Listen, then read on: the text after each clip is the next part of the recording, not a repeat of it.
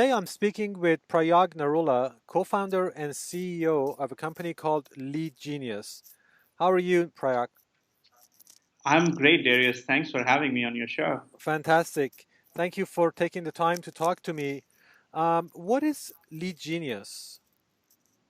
It's a great question. So, Lead Genius is top of the funnel data and analytics company that helps its customers target and get understanding of their primarily B2B market place, help them identify their addressable market and help them kind of map out that market and understand what part of the market works for them best and how to scale up their revenue operations.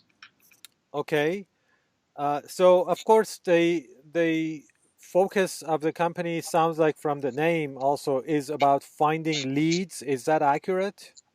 It's finding leads and then providing analytics on top of your lead gen operation. Okay. All right. Now, of course, as you said, you're focused on B2B and retail business is B2C. There are differences, but there are also similarities between these two paths. What is your experience in that respect? Absolutely, I think that's a great question. So there are primarily, as you know, in retail, B2C audience and B2B audience. We primarily help the B2B companies, basically helping companies get in front of retailers and scaling their helping them scale that part of the business. But I also have keen understanding and experience with the B2C marketplace. And I believe that B2C space, because of a few constraints that were put on the market early on, evolved very rapidly in the last 15 years or so. And in a large part because of a lot of innovation that was brought in by Amazon, there is there's a lot more there was a lot of more innovation that happened in the B2C marketing space, especially focused on the retail sector. And now the B2B sector is catching up, and we are part of that kind of new wave of B2B marketing and data companies that are bringing B2B marketing back into kind of the more technology oriented, very strategic, using technology strategically has become more possible now in the B2B space. I'm very excited about both of them, but I'm especially obviously very excited about where the B2B space is going, and hopefully in the next few years we'll be able to catch up to all the innovation that has happened in the B2C space in the last 15 years.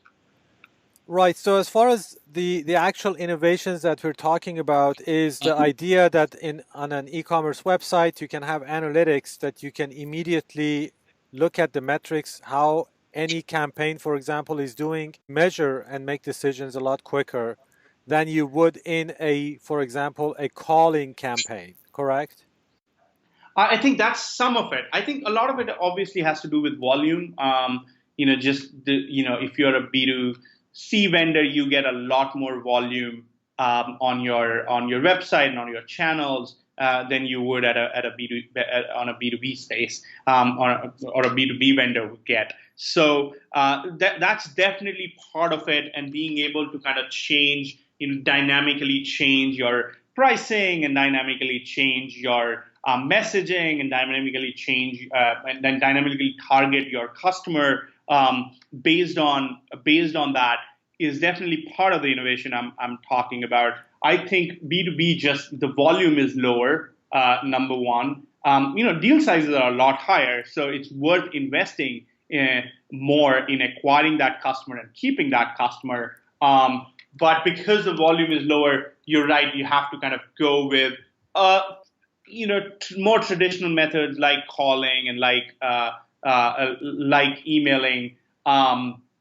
But I think the volume is one part of it. I think the other part is just the amount of technology that has been available from the B2C side hasn't really caught up on the B2B side. For example, there is no DMP data management platform on the B2B side that is very accurate and that can act in a similar way that DMPs have been doing on the B2C side. That kind of dynamic targeting and that kind of targeting based on psychographic has not traditionally been available to the B2B side, and now companies like ours are coming in and providing that kind of innovation at the B2B side as well.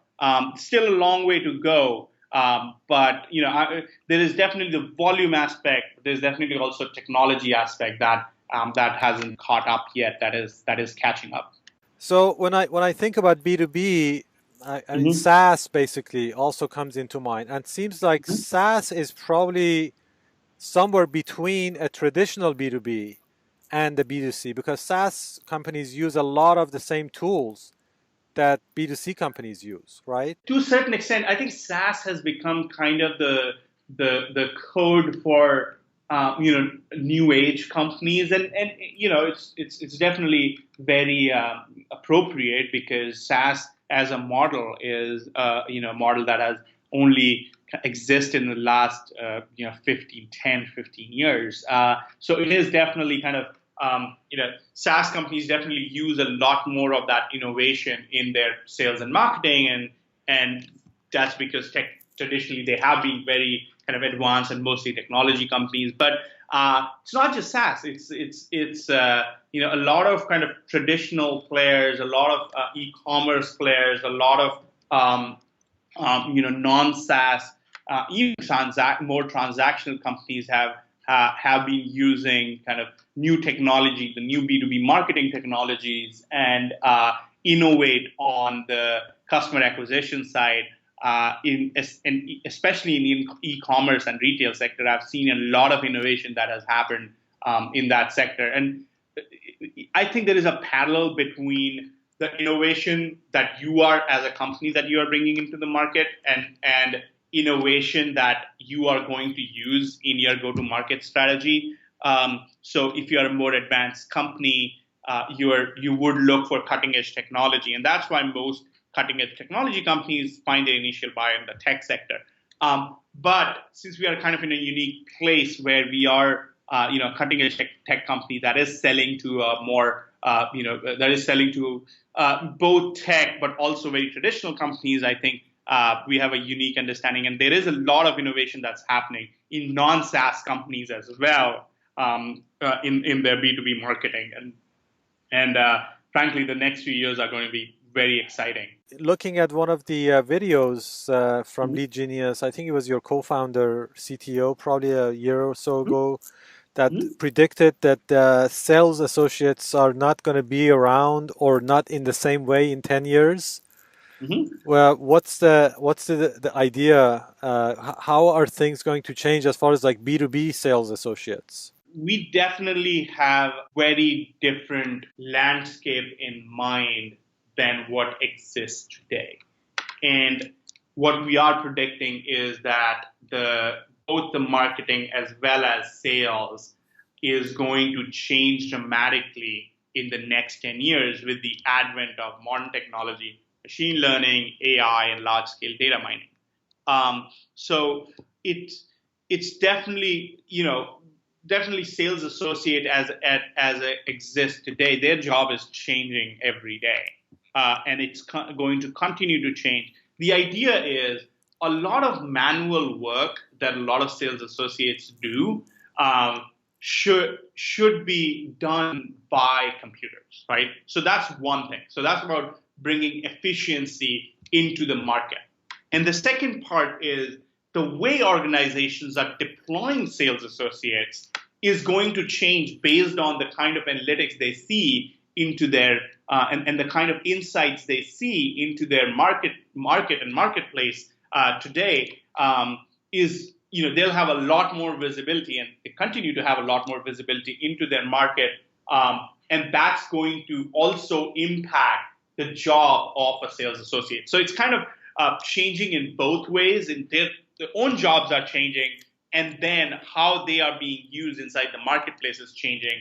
And that's going to continue to evolve. And I think I think in an ideal scenario, the sales associate, the job function is not going away, but there's a lot of manual things that sales associates have to do, like doing research on their customers, like finding out, certain things about their customers that makes the sale more possible, that accelerates the sales process.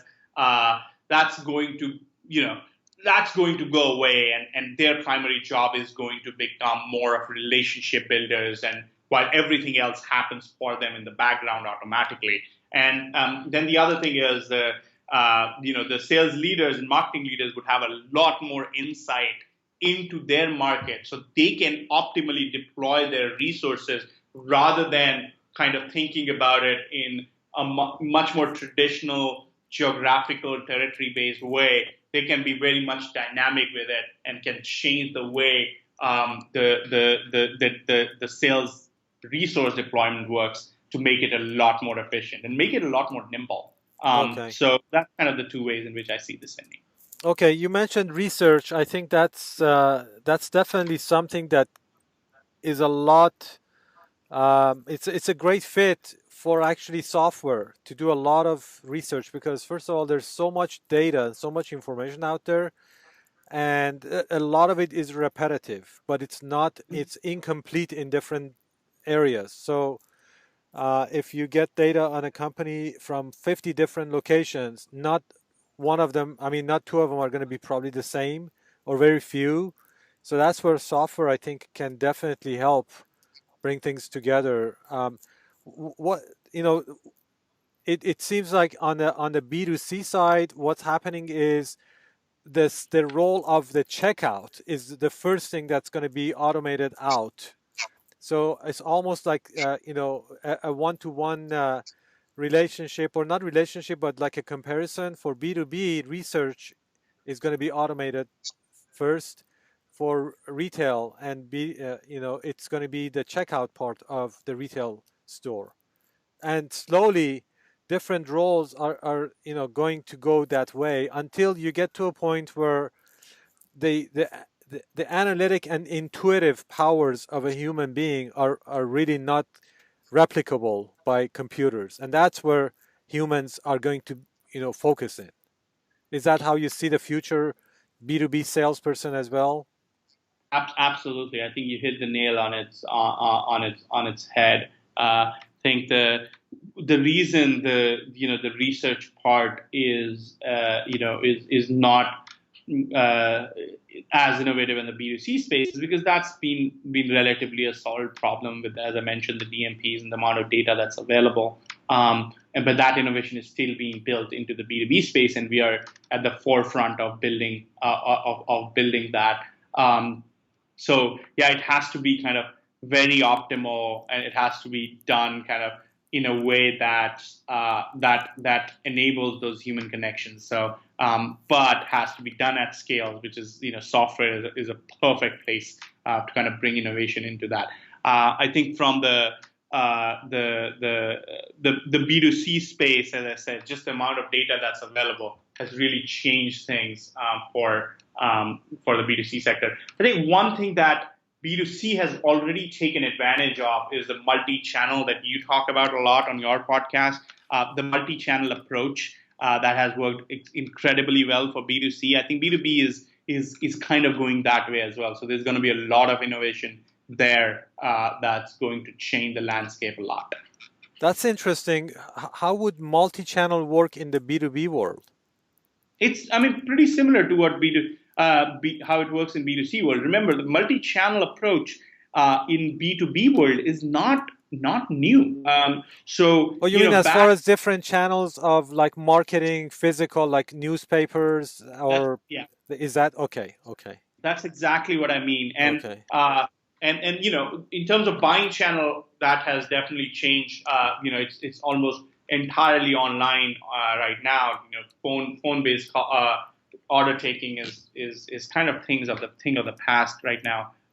But it's I was definitely around marketing, around getting your customers where they spend most of their time, and getting data from all these different channels and using that to influence your marketing campaigns. I think that's what's going to be a big part of the B2B, as it is becoming a big part of the B2C.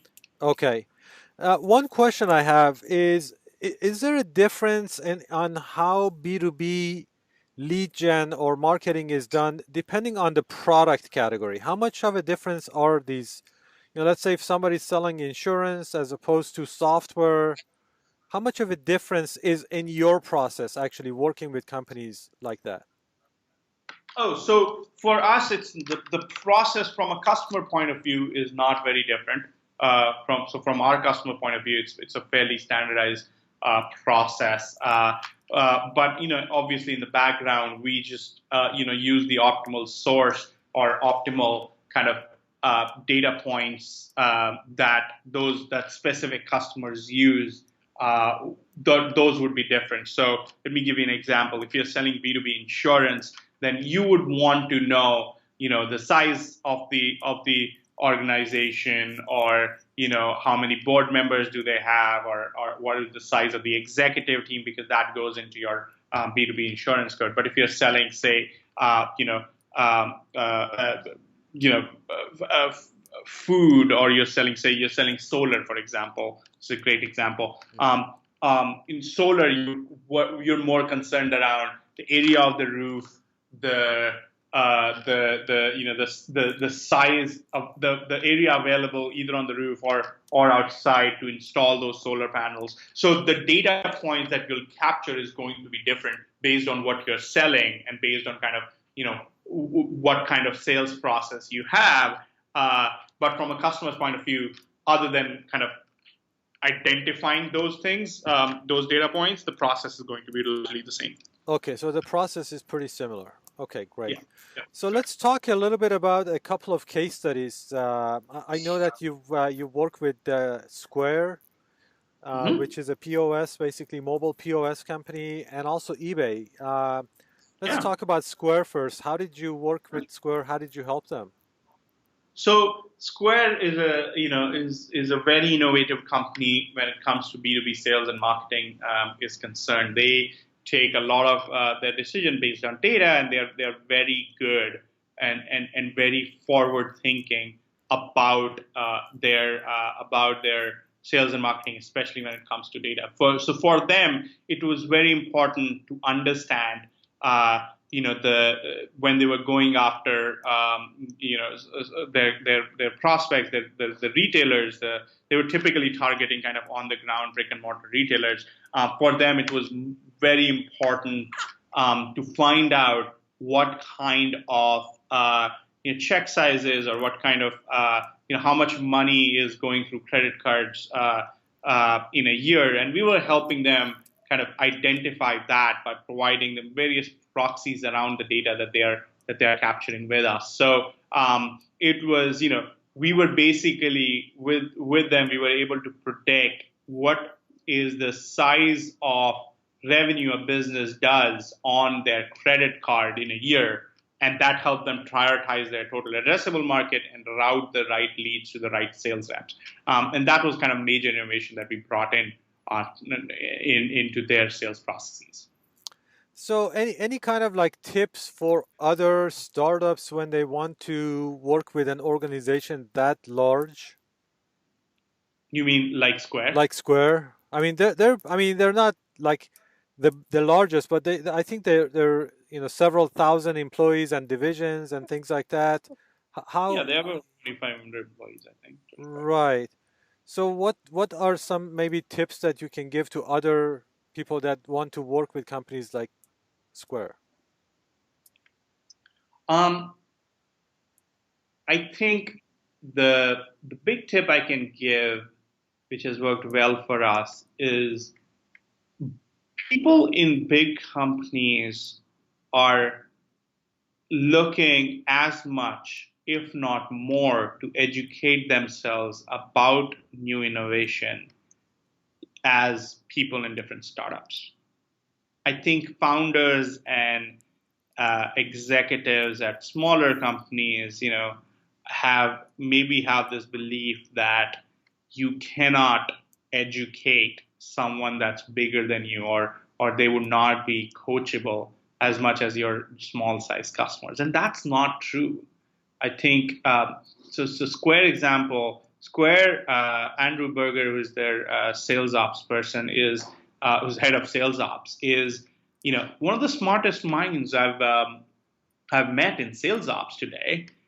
But he's still open to kind of having discussions and listening to ideas, and that's why he's so good at what he does. And that is not to be forgotten if you're selling into a big organization. You have an opportunity to bring your point of view and bring authenticity into that conversation. Stick to that and go in as a way to share the knowledge that you have gained, and you would be rewarded for that.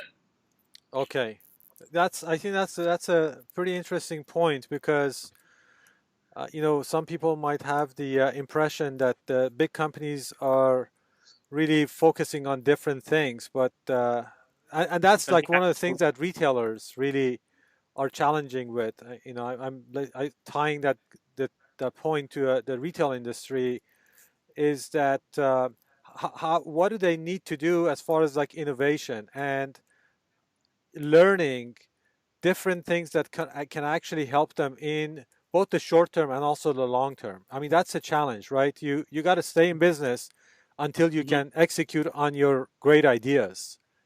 Right. So Yep. so in retail, that's a pretty interesting challenge. What about eBay? How did you work with eBay? So eBay is one of the best known brand names in the world right now, right? Like it's like top 25 brand names in the world, which is phenomenal. But their primary business has traditionally been on, they're synonymous with peer-to-peer transactions. But what they are, very interested in is bringing other, online retailers or offline retailers online onto their platform, which is a big part of their strategic initiative. So we help them map out the entire market of online and offline retailers so that they can pitch to individual decision makers there and get them to embrace eBay as a platform on which they can sell. And that has been very successful. So for us, when we started with them, they were new to B2B sales. Well, when I say new to B2B sales, new to this kind of B2B sales, they've been doing B2B sales for years, but this was a new team and a new initiative. And their primary requirement was we need someone who can, very accurately and scalably map out our total market. And that's a challenge when your market is as big as kind of the entire online and offline retail world. And we were able to kind of, help them. We continue to help them. The relationship is now in its second year. Continue to help them, get better and more prospects that they can bring to their platform, and we've helped them target the right businesses that has helped them accelerate the sales cycle as well. So that's kind of our relationship with them have been more around helping them map out that market and prioritize the market. If you were to break down the percentage between pure lead generation and the actual analytics experience and expertise that you've built up at LeadGenius, how would you do that? Because it sounds like there is a really heavy focus on the analytics side and even using AI and things like that, which is like it's really valuable and missing, as you mentioned. I agree with that. Is that really where the future of LeadGenius is going to be? I think the future of the market itself is there are two things that are missing in the market. One is the ability to map, especially on the SMB side, map out the entire market for So if I ask you how many SMB businesses are out there, or how many total businesses are out there in the United States, numbers differ from company to company. And then how many decision makers are out there in those companies, that number, not many people know. It's not a very well defined number. So that part is really huge. Just being a place where you can go and get get your entire market, at least at a global level as well as a local level, honestly, to kind of understand that and get access to that market is missing. And I think that is where companies like us, and we are really good at the SMB sector. So if you're selling into SMB, we have the best quality data in the world. So I think that's the one big part that is missing in the market that we are providing. And I think analytics become part of that, right? Like if you have if your total addressable market is 2 million businesses, you're not going to sell to all 2 million of them at the same time. You need to prioritize and target in a way that it aligns with your current strategy. And that's where kind of the analytics, as well as the more kind of our help in understanding the market part of the business comes into picture. So they both go hand in hand. You cannot do one without the another. You cannot do analytics are useless if there is not very good accurate data underneath, and a lot of data is useless if you don't have analytics to help you understand the market. Yeah, I mean that's a great point. I agree with that. It's like the catch 22 of getting traffic to a website and then converting it. And you Right. can do each one really good, but without the other one, it's basically pretty much wasted effort. Exactly. So And you that's have to, what a lot of yeah. our companies in our space have been struggling with. Just the accuracy of the data is so bad and traditionally been so bad in the market that like nothing you can do actually moves the needle. So, we are, the best data provider in that space, and that helps kind of influence all other strategies that you have in your organization. So let me ask you this: as far as like the business, let's say if somebody wanted to work with Lead Genius, Mm-hmm. what is the process of actually trying to understand what is it that what how you can help them as far as like the different services that you would go through? Absolutely. So you're absolutely right in the sense that the service that is used by eBay is not going to be the same as services that are going to be helpful to Square. Is not going to be the same as as our other big customers. And it's not going to be the same as if it's needed by a smaller customer. So the best way to get a taste of what LeadGenius does and how we can help is to go to our website and fill out a contact us form. And we'll set up some time with you, and we'll basically come in and speak with you. And, we'll try to be helpful, and we'll try to, advise on what are the different aspects of the business uh, that can help you as a prospect, whether that's from Lead Genius or whether that's from someone else in the landscape, or whether that's someone else outside of the landscape. We won't, our primary goal would be to help the customers get to their goals, and be an advisor to them. So that's the best way. Go to our website www.leadgenius.com, fill out a contact us form, and we'll just speak with you. Okay, awesome. Now, are you going to what do you go to any retail conferences? Yeah, I You do? am. I'm hoping to get to the internet, the IRC. IRTC, Okay, yeah. All right. IRC. Yeah. So, what when you go to that conference, what Mhm. are you looking for? What would be the goal, the great outcome from that conference, for example? What I'm looking for is mostly around how are, uh, you know, what is the innovation that's happening that is helping,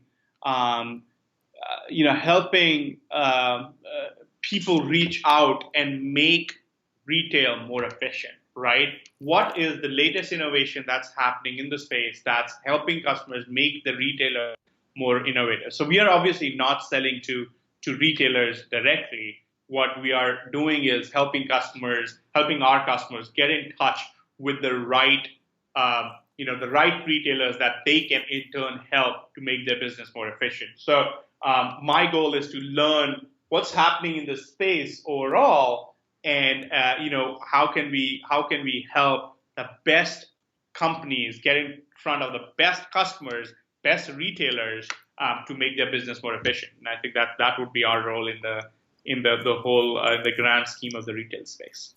Okay, I'm getting down to my last two questions. Okay. Let's say, for example, in the retail landscape, what would be the perfect scenario for actually a company in the supply chain, for example, work with you? Would it be like a brand that wants to sign up new retail stores, or and they would work with you to identify the perfect retailers, for example, the stores, and the contact people within the stores and reaching out to them? And would that be the right type of a deal? That's exactly correct. If you're targeting retailers, if you're both online and offline, and want to identify the best prospect retailers for you to sell to, that you can really help and add value, we can help you identify those and identify the decision makers and the right people to get in front of, so that you can make that pitch, you can make that sale. Okay, great. And then one last question is, so what's the future for LeadGenius? I know you've raised money. Are you raising more? The next round. Of course, I guess that's the thing. Always be raising, right? So we that are never ends. Yes, it's true. However, we raised our round in October, so it's not been that long since we raised our last round of funding. So we are, we have enough fuel to keep going for a little while, and in the meantime, we want to build the best, the best service and help.